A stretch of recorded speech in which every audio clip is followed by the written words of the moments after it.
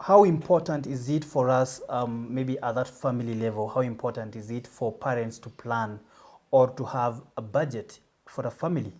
Because I know this is not very common in our settings.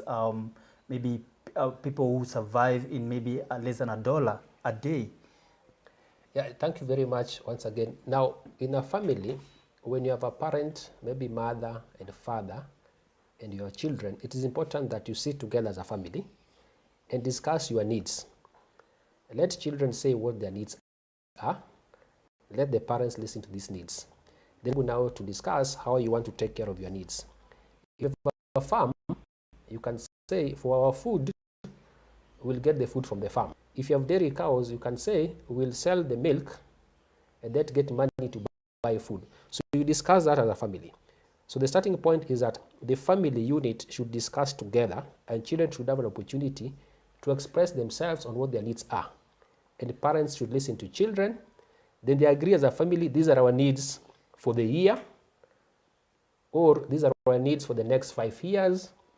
For example, they can say, for the next 5 years, we want to ensure that we buy big land as a family to do major farming. That can be a longer term plan. But before you do the 5-year plan for buying the land, you can say, for the first 1 year, as a family, our priority is your education, priority is your clothing. So yes, you want to buy land for 5 years, but you have to start with what you have now. So once they agree, then the question of, as a family, how much money do we have? So there's money we get from the produce we sell from the farms. There's money we get perhaps from the places where we work. If that's agreed, then now you ask yourself, who takes charge, in ensuring that this money is used properly? It can either be the mother, it can either be the father, or it can be the child. So it's important that we begin disclosing to children where the resources we are spending in the houses are coming from. Children could be seeing us buying food every day. They could be seeing us buying clothes for them. They could be seeing us buying farms. Unless we disclose to them where the money is coming from, we might not be preparing them to engage as responsible citizens in budgeting. So I think the basic thing we need to understand as families, as children, is a household conversation. Now, once you move away from the household conversation, you do the neighborhood conversation. Now, the neighborhood conversation, the need at the household level may sometimes not be the same need at the neighborhood level. Meaning, house 1, house 2, and house 3, when you come together, we'll be saying, in our house, we are okay, we have food. We are okay, we have shelter. But we don't have water. The next door would also want to be having water. Then as a neighborhood, we discuss, where do you get the water? Then there comes the responsibility. Who has the responsibility to provide water to people? Then government comes in. Then as a neighborhood, you're supposed to discuss, now that we're able to take care of ourselves with the shelter and food, how do we engage our government to give us water? So that's how it goes. Wow, that's amazing. So you mentioned something about involving children in budgeting. And at that local setting, at that family level, I think most people don't understand maybe how do you involve kids or children in making decisions or in making budgets for the house? How is that possible in our settings? Okay. Now, most of our children go to school. Now, children of ages 5 and above go to school. And when they're in school, they normally have meetings with their teachers every morning. And their teachers are able to guide them that today, this is our program for the day. They even go to assembly and the teacher is able to guide them for the day. Now, if in school, children are engaging with teachers and they're discussing the issues for the day in school, they're discussing who's going to clean the classroom, they're discussing who's going to carry the books to the staff room. So they're already participating in schools. So the same approach, the same motivation that makes us to allow our children to go to school and engage their teachers is the same motivation for us to engage our children in their houses. So children are participating in school. Yes. So how they participate in school and engage their teachers in an environment that enables them to express themselves. An environment for them when they are being taught and they have not understood, the teacher listens.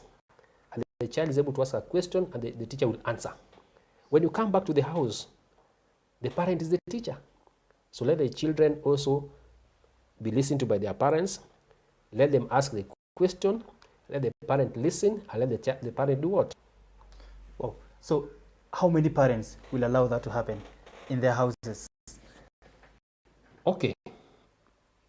I think for me it depends on the level of willingness and readiness among parents to allow that to happen.